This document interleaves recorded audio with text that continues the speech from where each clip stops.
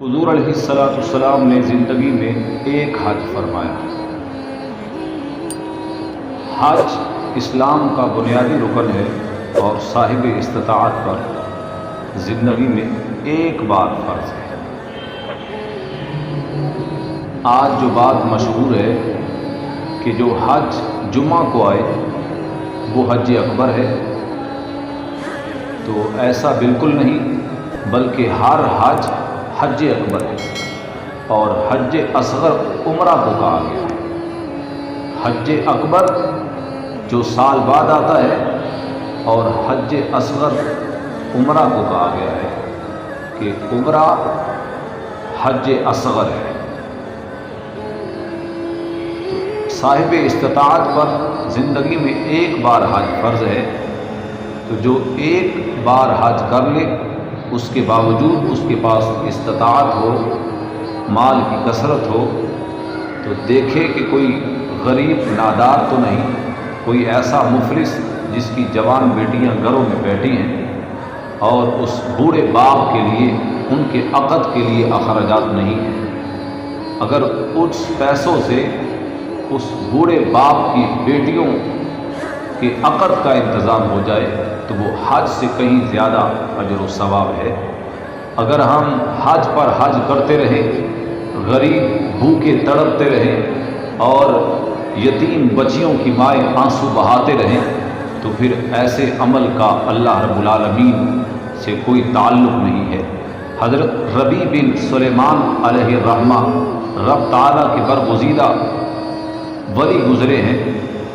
جوانی میں حج کی تڑپ تھی، مال جمع کرتے رہے، حتیٰ کہ جمع کرتے کرتے بوڑھے ہو گئے۔ جب بوڑھے ہو گئے، مال کی کثرت ہوئی کہ حج کے لیے جا سکتے تھے، رخت سفر باندھا، سواری پر سوار ہوئے اور قافلے والوں کے ساتھ مل گئے۔ جب قافلے والے ایک شہر میں پہنچے، وہاں پر پڑاؤ ڈالا، تو دل میں خیال آیا سفر طویل ہے، کیوں نہ شہر کی دکانوں سے کچھ سامان خرید لوں۔ جب سامان خریدنے کے لیے گئے، دیکھا کوڑے کے ڈھیر پر باپردہ خاتون ایک مردہ جانور کے گوشت کو کاٹ رہی ہے۔ میں نے دیکھا تو آنکھیں آنسوؤں سے بھر گئی۔ جب وہ عورت اس گوشت کے ٹکڑے کو لے کر جا رہی تھی، اس کے پیچھے پیچھے میں بھی ہو لیا۔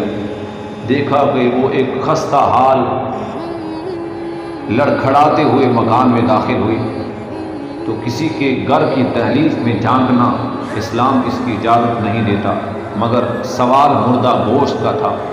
میں نے دروازے کی دہلیز سے دیکھا کہ وہ باپردہ عورت اپنی بیٹیوں کو وہ گوشت دے رہی ہے، جن کے بدن پر لباس بھی پرانا تھا اور جگہ جگہ سے پھٹا ہوا تھا۔ تو کہہ رہی ہے کہ بیٹی، یہ کئی دنوں سے کھانا میسر آیا ہے، اس گوشت کو پکاؤ اور کھا کر اپنے رب کا شکر ادا کرو۔ تو ربیع بن سلیمان کہتے ہیں میری آنکھیں آنسوؤں سے بھر گئی۔ میں نے دروازے پر دستک دی تو کچھ دیر بعد سوچ بچار کے انہوں نے دروازہ کھولا، تو اس عورت سے میں نے گفتگو کی۔ اس نے کہا کہ میں ایک سید زادی ہوں، میرا شوہر دنیا سے وصال کر گیا ہے، کسی کے سامنے ہاتھ پھیلانا پسند نہیں ہے، کئی دنوں سے بچے بھوکے بلک رہے تھے، اس لیے یہ مردہ گوشت جو ہمارے لیے حلال ہو چکا ہے، اسے ہم کھانا پسند کریں گے۔ تو ربیع بن سلیمان زار و قطار رونے لگے۔ اس عورت سے کہا کہ ابھی اس گوشت کو مت پکانا۔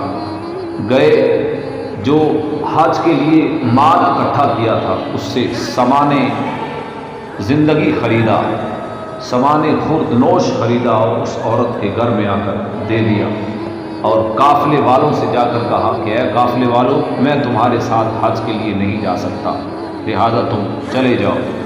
آپ اسی شہر میں ٹھہر گئے کہ گھر میں جاؤں گا تو اہل و عیال، گھر والے، محلے دار کیا کہیں گے کہ تم حج پر گئے تھے، بنا حج کیے ہی واپس آ گئے۔ تو اسی شہر میں وقت گزارا، حتیٰ کہ وہ قافلہ جو حج کے لیے گیا تھا واپس لوٹ آیا۔ تو اس قافلے والے ساتھیوں نے جب ربیع بن سلیمان کو دیکھا تو کہنے لگے اے ربیع، تم نے ہمیں چھوڑ دیا تھا، اگر ہمیں چھوڑ کر ہی تم نے حج کے لیے جانا تھا تو ہمیں بتا دیتے، تم ہمارا ساتھ چھوڑ کر اکیلے ہی حج پر نکل گئے۔ کوئی کہتا تھا کہ اے ربی میں نے تمہیں آب زمزم پر دیکھا تھا، زمزم پیتے ہوئے، اور کسی نے کہا اے ربی میں نے تجھے طواف کرتے ہوئے دیکھا تھا، تو ہمیں چھوڑ کر اکیلا ہی حج پر چلا گیا۔ ربیع بن سلیمان کہتے ہیں میں نے دل میں خیال کیا کہ میرے رب نے میرے عمل کو قبول کر لیا، اور جب میں اپنے گاؤں اپنے شہر خوشی خوشی گیا، رات ڈل گئی، سو گیا، خواب میں سرور کائنات علیہ السلام تشریف لیا اور فرمایا کہ اے ربیع بن سلیمان اللہ نے تیرے عمل کو قبول کر لیا ہے اور ایک فرشتہ ایسا مقرر کر دیا ہے جو قیامت تک تیری شکل میں ہر سال حج کرتا رہے گا اور تیرے نامہ اعمال میں اس کا جو صاف لکھا جاتا ہے۔ تو عزیزان گرامی، درد دل کے واسطے پیدا کیا انسان کو، ورنہ اطاعت کے لیے کچھ کم نہ تھی قربیاں۔ کہیں یہ نہ ہو کہ ہم ہر سال طواف کرتے رہیں اور ادھر لوگ بھوکے مرتے رہیں، پیاسے تڑپتے رہیں، اور یتیموں کی بچیاں گھروں کی دہلیزوں پر بیٹھ کر آنسو بہاتے رہیں۔ دیکھیے اپنے معاشرے میں کہ کہیں گرد و نواح میں کوئی ایسا تو نہیں کہ جس کو ہماری ضرورت ہے، ہمارے مال کی ضرورت ہے، اس کو دیکھ کر اس کی گھر کی دہلیز پر اس کی مدد کیجیے کہ کوئی ایسا دیکھنے والا نہ ہو، مگر رب تعالیٰ دیکھ رہا ہے۔ زندگی میں کوئی ایسی بھی نیکی ہونی چاہیے جسے رب تعالیٰ کے سوا کوئی دیکھنے والا نہ ہو۔